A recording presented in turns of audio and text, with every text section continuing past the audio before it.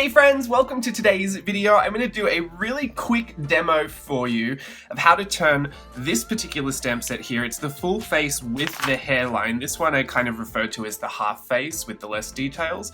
But this is from the concept stamp set. This is part 3, I believe. Video tutorial 3 using this stamp set to create some fun stuff. So I'm going to turn this into my little fish friends today. And I'll start with the tutorial. It's super simple. So I think where it really starts to pick up and be a lot more fun and expressive is how you decide to render it or finish it or color it or the specific detailing that you want to use. So I've got my stamp on a block here. I've got cat hair all over it, which is fun.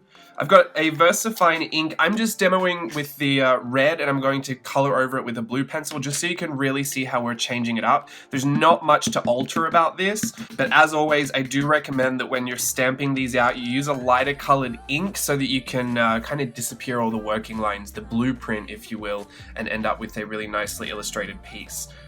Just got a spare piece of paper here because I don't need anything too fancy from my finished piece. I will take you through once the tutorial is finished and I will do a whole bunch of demoing, putting together a journal spread, and I think that'll be lovely. So this is just how to make the fish. The rest is just going to be up to you and your imagination. I've got it stamped out and I want to take my blue pencil. If you're following along, then stamp out in a lighter colored ink and then take whatever pencil you want to draw with, or a pen if you're feeling super confident. The first thing I want to do is put in a couple of reference points for myself. So about the eyebrow here over to the right, I'm just going to put a notch off to the side. Now I'm going to come up about halfway through the hairline and I'm going to put a little notch about the same distance over this side.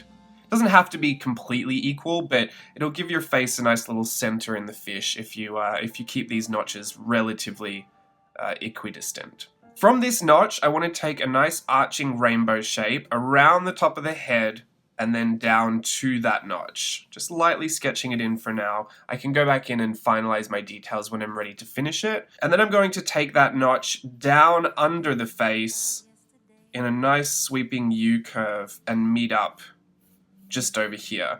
Now, it's almost like it is a perfect oval, and the first time I did this, I did use an oval stencil just to trace an oval, but I kind of like this little point, point that it gives. If you put the notch in, it almost tapers off to that point. And then I like to just round off these curves so that they're nice and, nicely curved.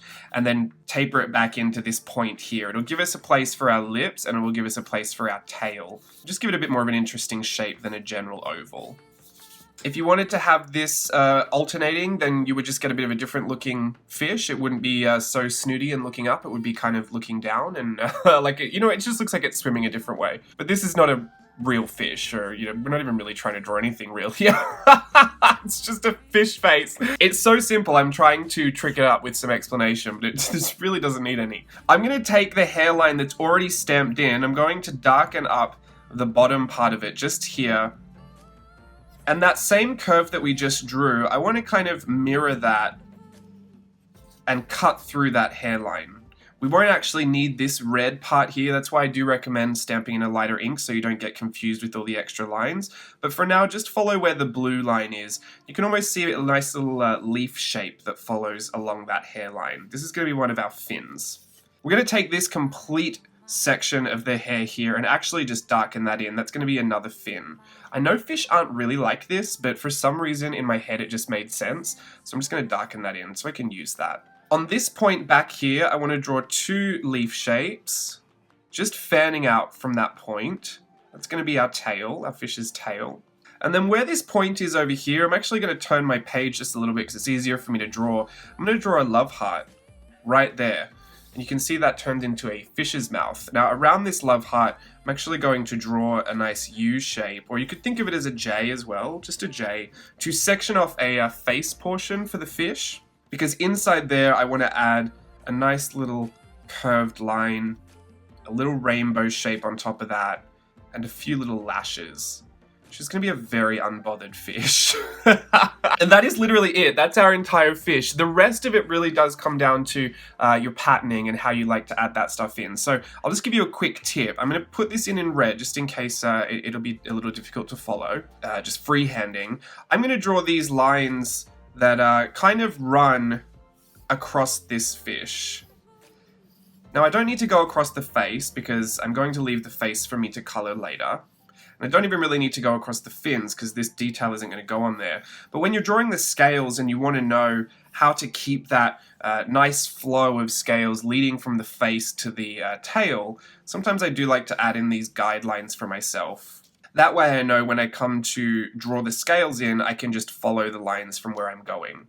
I'm going to double up this J line here because that's just a feature that I like to do. It gives me a space to put in, little stripe pattern or a little polka dot pattern if I wanted to. I think it really just distinguishes the face from the scales. And now as I do the scales, it's just a loop pattern, just a bunch of U's that go, literally across the page like this. That's how I think of scales. And then when I go to do the next row, I want to start in the center of this U, and I want to catch the center of the next one. So it's the same looping U pattern, but we're just shifting it slightly to catch the center point of each U shape. That's a nice way to get some scale pattern. Now what I don't want to do is go over this fin, because this is for my fin, I don't need scales on the fin, so I'm just going to add some lines that run through that, just so I remember that that's the fin and that's already done, I don't need to do that. I'll add it to this little one, and I'll also add it to the tail, because those are my details that I know are already kind of complete. As I go to add in this scale pattern, I like to do a bunch of different sized scales and then add different patterns and kind of features to each set of scales. That can be really tricky to keep up with. So for this demo, I'm actually just going to show you the just a really regular one. I think the point being is don't stress yourself out about really getting them to line up, especially when they kind of disappear behind the face. Just as long as you're putting in a notch somewhere, people aren't really going to go that deep into your patterning and see that you've kind of fudged one a little bit.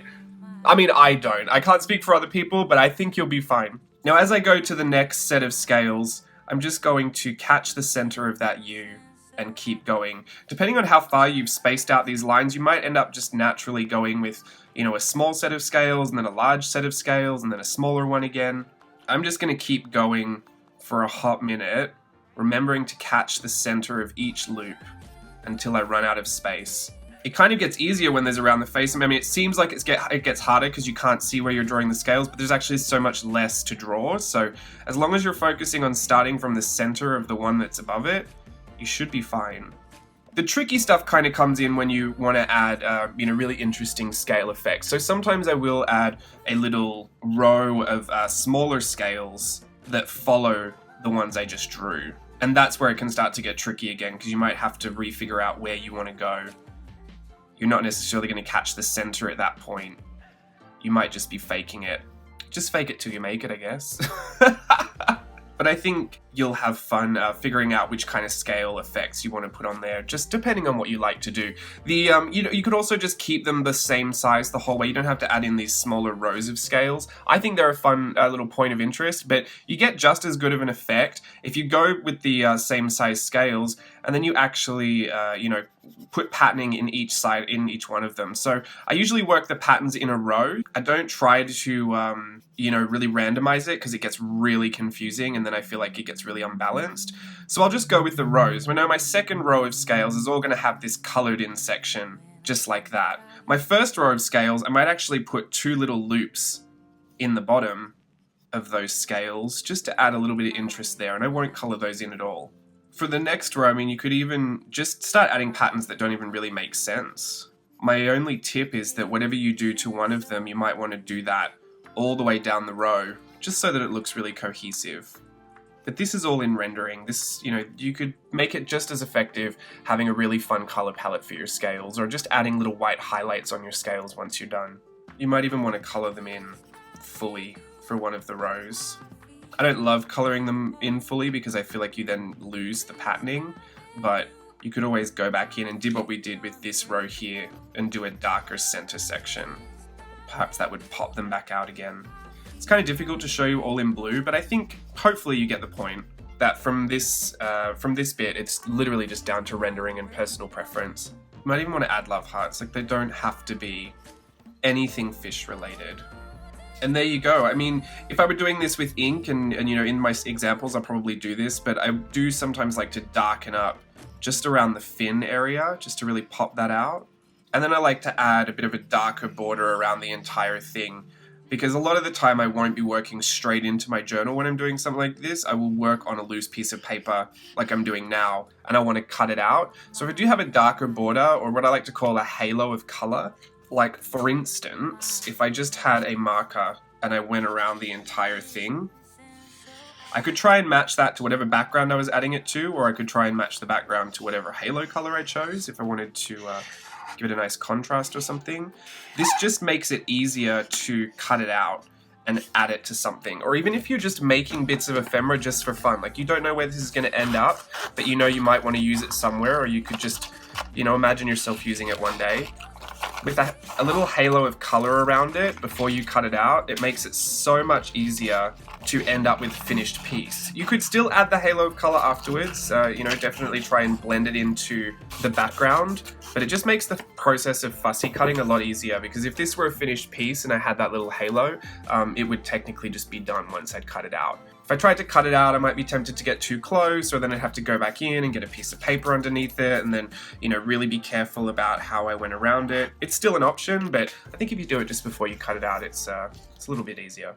So this is my little fish friend. I have a couple over here that I was just playing with earlier. You could see they're actually cut apart, and that's because I was thinking as I put them into a journal spread, I might want to just slice them just under the eyes and have them go through these waves and almost peek up, peek in and out of these waves. I don't know if I wanted to have the mouths just kind of separate from each other, or if I wanted to have them, you know, just underneath or kind of off to the center a little bit.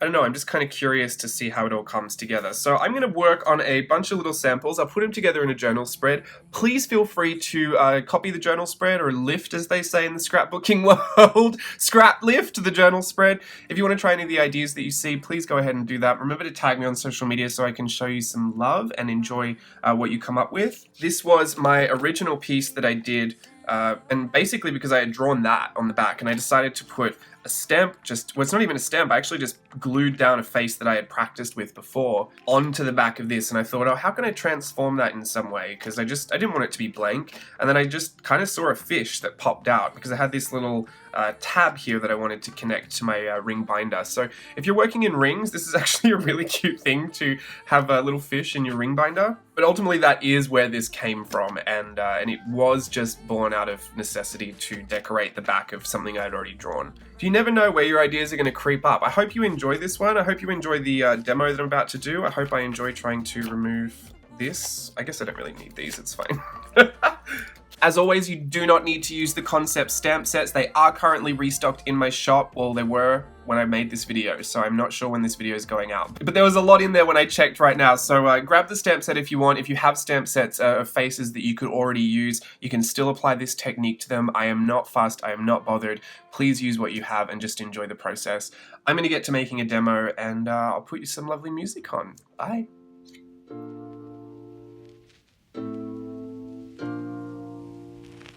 When I think about yesterday,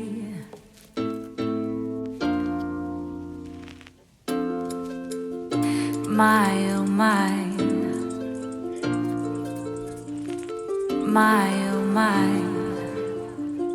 a kiss, and so I did.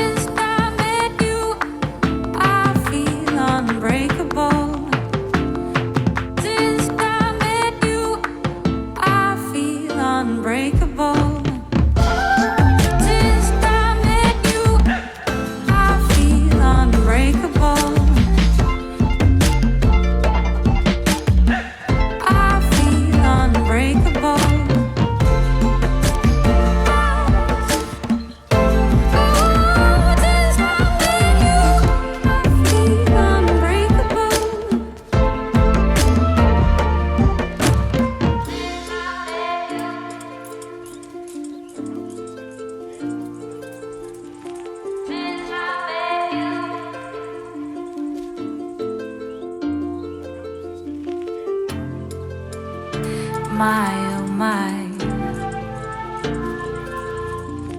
my oh my, kiss, and so I did.